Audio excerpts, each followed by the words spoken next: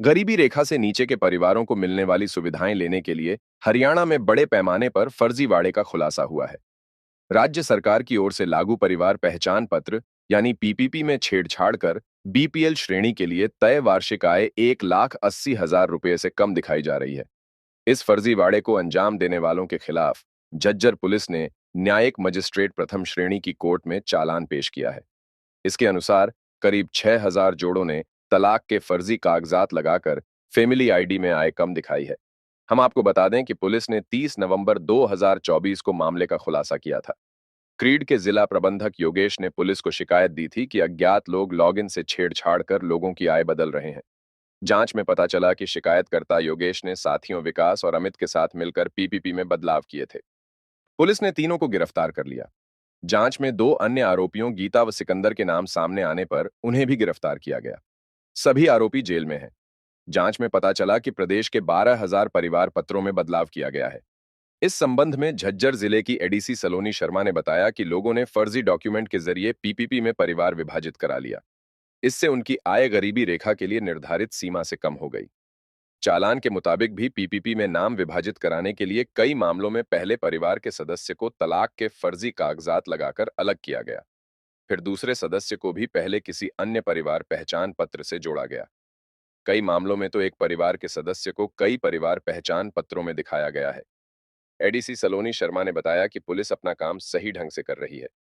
PPP छेड़छाड़ case में कई अन्य लोग भी रडार पर हैं। इनमें सीएससी संचालक के अलावा creed panchayat level operator, local committee level operator भी शामिल हैं। वहीं झज्जर में इस खुलासे के बाद वर्चुअल प्राइवेट नेटवर्क सिस्टम लागू कर दिया गया है। जो मामला चला हुआ था जिसमें अरेस्ट हुई थी झज्जर के कुछ क्रेड के कर्मचारियों की, उसमें अभी 27 फरवरी की तारीख को उसमें मैटर में चार्जशीट फाइल हो चुकी है एंड जो आगे की कार्रवाई है वो चल रही है। अभी उसमें कुछ 2 बंदे और अरेस्ट किए पुलिस ने, साइबर क्राइम ने। तो क्या किस तरह का मामला है जो इसमें आप भी उसमें टीम में शामिल हो जांच में? नहीं, अब वो जांच जो है वो हमारे क्रिड से एक सिक्योरिटी एनालिस्ट तैनात हैं एंड बाकी जो साइबर सेल है झज्जर का वो इसके बारे में इन्वेस्टिगेट कर रहे हैं। जैसे जैसे इनको लीड्स मिल रही हैं और जिसका भी इन्वॉल्वमेंट सामने आ रहा है उसके खिलाफ सख्त से सख्त कार्रवाई हो रही है। जो दो अरेस्ट की आप बात कर रहे हैं वो दो सीपीएलओज हैं जो नूह से अरेस्ट हुई है। तो जैसे भी लिंकेजेस पता चल रहे हैं बाकी जिलों में भी लोग इसमें शामिल थे। जैसे उनका पता चल रहा है अरेस्ट की जा रही है एंड बाकी जो चार्जशीट है वो 27 तारीख को कोर्ट में फाइल हुई थी। ऐसा बताया गया मैडम कि आय घटाने के लिए 6,000 लोगों ने फर्जी दस्तावेज पेश करके तलाक जो है वो फर्जी दस्तावेज के तलाक के कागज लगा दिए। तो ऐसा भी मामला है।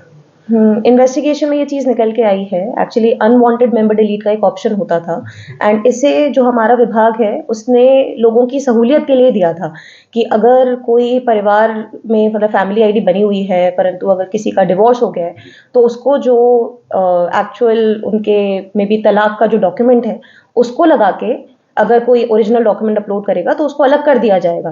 परंतु ये चीज़ सामने आई है कि मे बी वो पैसों के लालच की वजह से या गलत तरीके से, चाहे वो ब्लैंक डॉक्यूमेंट्स थे या गलत डॉक्यूमेंट्स थे, तो उसमें से लोगों की फैमिली आईडी को अलग किया और जैसे अलग करते हैं तो ऑब्वियसली वो इंडिविजुअल की इनकम से ही फैमिली की इनकम बनती है।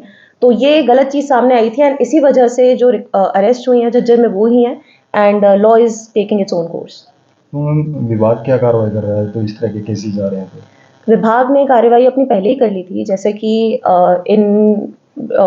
एक डीक्रिम था, एक सीपीएलओ था एंड बाकी 3 जेडक्रिम्स थे जिनकी इन्वॉल्वमेंट इसमें पाई गई थी। तो उनके खिलाफ हमने डिसिप्लिनरी एक्शन, क्योंकि बहुत बड़ा मिसकॉन्डक्ट था तो वो ले लिया गया था। उनकी सेवाएं यहाँ से ख़त्म कर दी गई थी, उनको टर्मिनेट कर दिया था।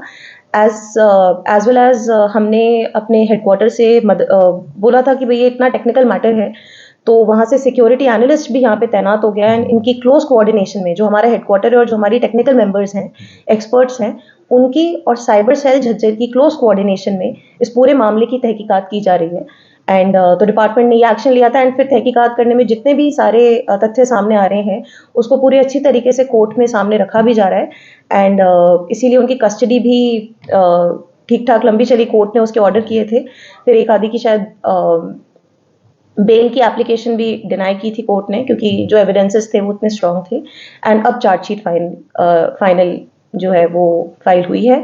इसके अलावा ये एक ऑनगोइंग मैटर है एंड जैसे जैसे अपडेट्स होंगी आपको बताया जाएगा। अब इसमें और भी गिरफ्तारी होनी बाकी है या मैम लंबा मैटर चलेगा ये?